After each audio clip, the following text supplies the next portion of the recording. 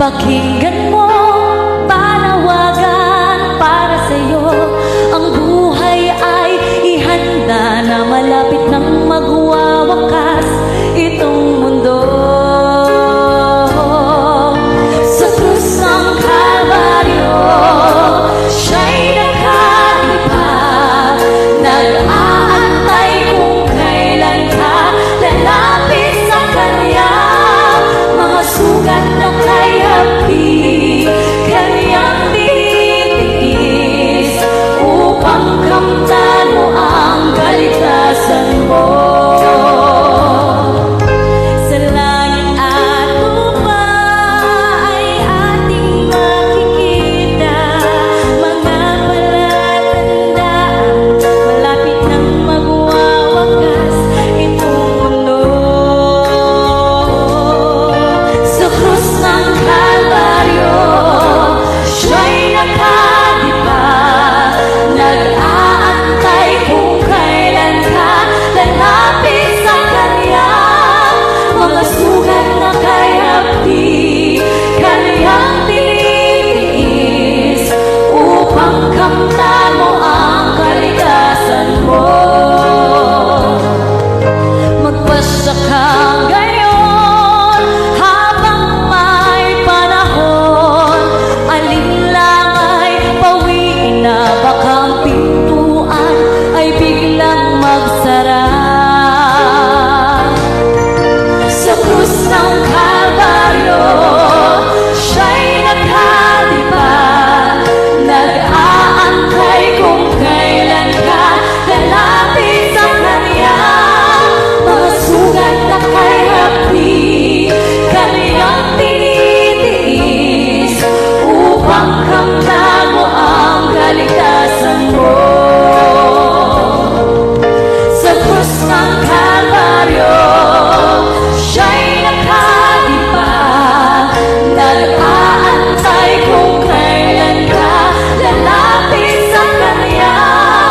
Mga sugat na kay hapi, Kanyang tinitiis, upang kamtan mo ang kaligtasan mo.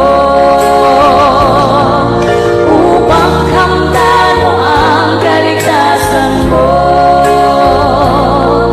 Upang kamtan mo ang kaligtasan mo.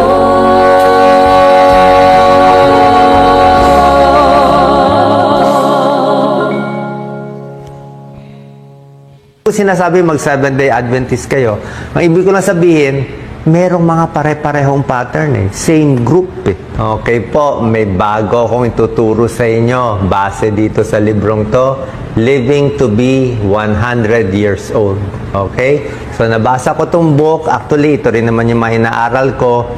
Binigay niya, inaral niya yung mga mahabang buhay sa buong mundo. May mga areas na mahaba ang buhay ng tao, lampas 100 years old, at sinamarize niya ano yung mga ugali, ano yung mga mindset nila, yung pag-iisip nila, bakit umahaba buhay nila. Grupo ng tao na mahaba ang buhay. Ito, Seventh-day Adventist. Okay? Isang religious group. Meron tayo dito, mga Sabadista. Dami kong kaibigan na Seventh-day Adventist. Bumibili ako sa mga restaurant nila, yung mga veggie meat. Mahilig ako sa veggie meat. Ito, proven to Sa Archives of Internal Medicine, inaral nila yung haba ng buhay ng Seventh-day Adventist sa California. Nakita nila, basta Seventh-day Adventist, mas mahaba ng 8 years ang buhay kumpara sa Californians na nakatira din katabi nila. So, isang community, isang grupo ng tao magkatabi, pareho ang exposure, pareho ang hangin, pareho ang pollution, pero yung isa nagpa-practice ng 7-day Adventist, yung isa ibang religion. Bakit mas mahaba buhay ng mga 7-day Adventist ng 8 years? Okay? So, nagtataka itong sumulat ng libro. Tiningnan nila. So, meron silang 1 day a week na rest. Diba yung mga Sabadista? 1 day in a week, bawal magtrabaho. Puro family lang, camaraderie, nature, no work 1 day in a week. Tapos lagi nagdadasal, tapos yung diet nila, di ba? Halos vegetarian diet to.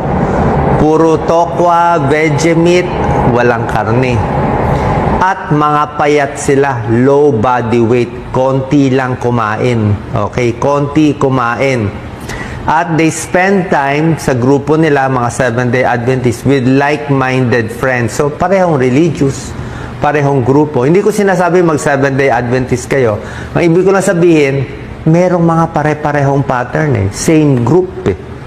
Kung nasa Okinawa man or Sardinia man o dito mga Seventh-day Adventists, usually same friends na walang kaaway. Mga Seventh-day Adventists mahilig din mag-volunteer. Okay? Tumutulong sa community. May purpose mabuhay. Vegetarian diet. Dinner nila, halos lahat konti lang. At lahat nitong grupong ng mga tao to, no smoking, no alcohol. Kaibigan ko, pakinggan mo